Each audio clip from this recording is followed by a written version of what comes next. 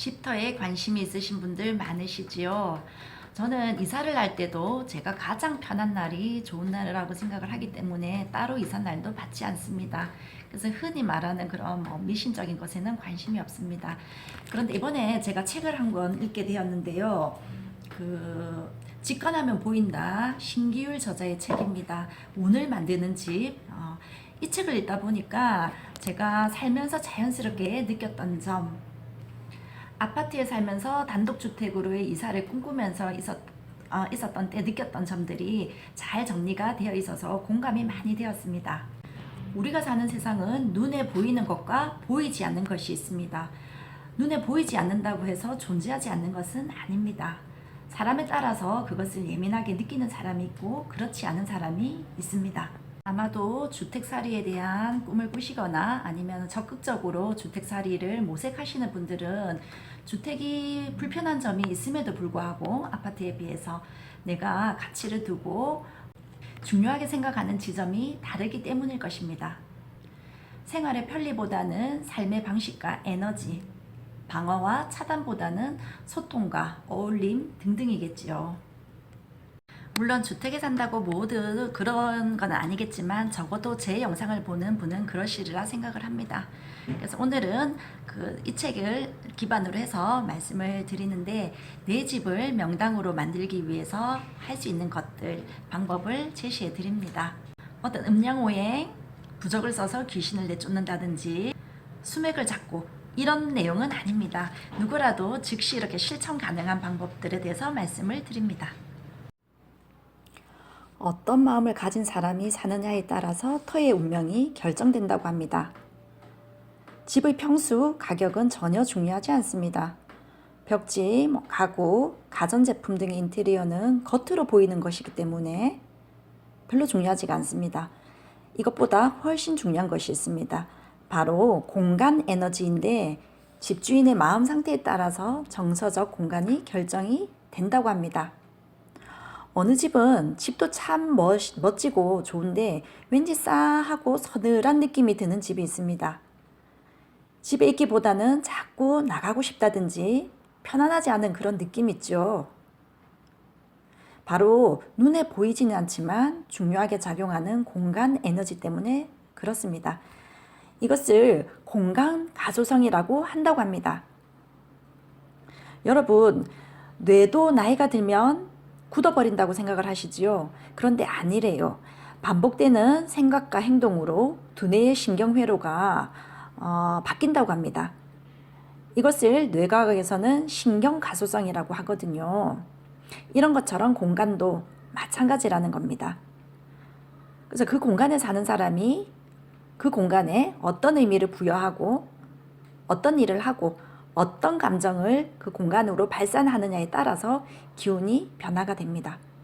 왜 우리 주변에도 이런 경우를 확인할 수가 있죠. 매번 계속 안 되던 가게 자리에 주인이 바뀌고부터 대박집이 된다든지 아니면 오히려 그 반대가 되기도 합니다. 물론 원래 있던 에너지를 무시할 수는 없습니다. 새로 들어온 사람과 그 터가 충돌을 일으키기도 하는데, 처음에는 자신과 맞지 않는 집이라고 해도 내가 어떻게 가꾸고 어떤 파장을 일으키느냐에 따라서 사람을 살리는 집으로 거듭날 수도 있습니다. 이것이 중요한 것 같습니다. 사람을 살리는 집으로 바뀔 수 있답니다. 이런 것이 명당이 아닐까요? 자, 그럼 어떻게 그저 그런 터를 사람을 살리기까지 하는 터로 만들 수 있을까요? 바로 집터의 에너지를 바꾸기 위해서는 집주인의 마음 상태를 항상 평온하게 유지할 필요가 있습니다. 살면서 힘든 일을 겪지 않은 사람은 없잖아요. 그런데 보통은 일상에 지치게 되면 사람들은 거실에서 멍하니 앉아서 줄창 TV를 보거나 핸드폰을 하면서 시간을 보냅니다. 그러다가 그 마음 그대로 주방에서 식사를 하고 침실에서 잠을 잡니다. 그런데 그렇게 되면 집의 모든 공간에 좋지 않은 에너지가 퍼지게 된다고 합니다.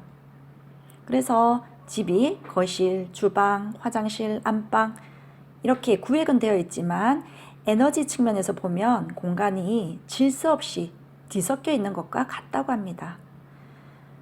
그러면 사실 몸은 쉰다 하더라도 금세 또 피곤하고 힘들어집니다. 저도 이 이야기에 공감을 하고요. 저는 그 이유가 정서적 허기가 채워지지 않아서 그런 것 같습니다. 그래서 집이 휴식이 되고 에너지 충전이 되는 공간이 되게 해야 한다는 것입니다. 자, 그럼 그런 긍정적인 정서적 공간을 만드는 방법에는 무엇이 있을까요? 첫째, 집안의 공간에 정서적 화장실을 만들어서 그 공간에서 슬픔이나 분노 같은 부정적인 감정을 해결하는 것입니다. 우리의 마음도 뒤죽박죽이 되면 마음이 안정이 되지 않고 항상 불안하고 안절부절하지 못하는 상태가 될 수 있습니다. 공간도 마찬가지입니다. 그래서 집의 특정한 장소에 나만의 의미 부여가 되는 곳을 만들어서 그 공간에서 내 감정을 정리해내는 습관을 만들어내야 합니다. 그 물리적 공간이 정서적 공간이 되고 그 정서적 공간은 결국은 공간의 에너지까지 바꾸게 됩니다. 그런데 인테리어 공사를 해서 없던 공간을 별도로 만들라는 말이 아닙니다. 원래 있던 공간을 정리해서 그 공간에 자신이 의미 부여를 하면 됩니다. 저도 이 책을 읽고 방 한쪽에 정서적인 공간을 만들었습니다. 원래는 책이 많이 쌓여져 있고 좀 어지러웠던 곳인데 정리를 하고 나서는 매일 아침 저녁 작은 공간이긴 하지만 앉아서 짧게라도 마음 정리를 하고 있습니다. 이렇게 정서적 공간을 마련하면 자연스럽게 부정적인 생각이 줄어들어서 공간의 유통기한이 길어집니다. 사는 사람이 자주 굴욕적인 감정이나 비난, 절망적인 상태라 하면 그 사람은 자신의 약한 에너지를 채우기 위해서 자연적으로 주위의 에너지를 끌어들입니다. 속된 말로 기 빨린다는 말이 있잖아요. 그래서 그런 사람이 사는 곳일수록 공간이 쉽게 황폐화되고 생명력을 잃게 된다고 합니다. 공간의 에너지를 바꾸는 두 번째 방법은 자연으로 채우는 방법이 좋다고 합니다. 우리 선조들이 주로 한 방법인데 옛날에는 집이라는 곳이 한 세대만이 아니고 대대손손 이어가야 할 가문의 터전이었기 때문에 공간의 에너지를 항상 순환되게 만들어서 공간의 유통기한을 늘렸다고 합니다. 그 방법은 자연의 풍경을 빌려오는 것인데 그 풍경을 보는 것뿐만 아니라 자연의 에너지를 집으로 함께 드리는 것입니다. 지금의 집은 특히 아파트는 순환이 아니라 밀폐가 핵심입니다. 외기가 유입되지 못하게 밀폐시키고 벽과 담장을 높였습니다. 외부와 단절시켜 자신만의 공간에 만들고요. 근데 옛날 집들은 문을 닫아도 바람 소리, 물소리가 들리고 툇마루 위에 앉으면 산이 보였습니다. 주방이나 화장실을 가기 위해서는 밖으로 나가야 했기 때문에 저절로 환기가 되었지요. 자연스럽게 자연의 생명력이 집안을 채울 수 있었습니다. 그런 측면에서 봤을 때는 단독주택이 외기의 흐름을 받아들이는 데는 유리한 것 같습니다. 저도 주택에 살면서 좋은 것 중에 하나가 현관문을 열고 나가면 바로 땅이 보이고 풀이 보이는 것입니다. 그런 것들이 뭔가 연결된 느낌이 들었거든요. 우리 인간은 생명체이기 때문에 끊임없이 순환해야 하고 생명력을 채워야 합니다. 자, 이렇게 공간의 에너지를 충전하는 것이 중요한데 환기를 시키는 것뿐 아니라 평소에 나를 감동시키고 돌아볼 수 있게 만드는 글귀나 구절을 외워보는 것도 한 방법이라고 합니다. 하루에 5분이라도 일정한 공간에서 소리내어 읽거나 외우면 그 파장이 내 몸과 집안에 새로운 에너지를 불어넣어 줍니다. 그리고 명상의 습관이 중요하다고 합니다. 딱 5분이라도 고요한 시간을 가질 필요가 있습니다. 또 한 가지 방법은 집안의 인테리어를 바꾸는 것입니다. 돈 들여서 공사를 하는 것이 아니고 그림 하나라도 바꿔 본다든지 책상이나 탁자 방향을 바꾸고 소품에 변화를 주어서 공간에 새로운 기류와 분위기를 만들어주는 것입니다. 그런데 이왕이면 인공 재료보다는 그 자체의 에너지를 품고 있는 천연 재료를 쓰는 것이 좋습니다. 흙이나 나무나 돌 같은 거 있죠. 이렇게 자연을 쓰게 되면 사람이 몸을 움직일 일이 많아집니다. 사람을 움직이게 하고 몸을 쓰게 만드는 그 과정이 새로운 에너지를 만들어내는 발전기 역할을 한다고 합니다. 또 계절마다 나오는 재료를 이용한 음식을 먹음으로써 그 계절이 주는 에너지를 받아들일 수도 있습니다. 또 하나 방법은 같이 있기만 해도 좋은 사람을 초대해서 집안의 에너지를 바꾸는 것입니다. 요즘은 손님을 집으로 초대하는 문화가 많이 없어졌죠. 그런데 귀에 한 분을 모시기 위해서는 집안을 쓸고 닦고 하게 되죠. 그렇게 되면 자연스럽게 공간의 분위기가 환기가 됩니다. 자, 그리고 좋은 사람이 옆에 있으면 에너지가 전파가 되잖아요.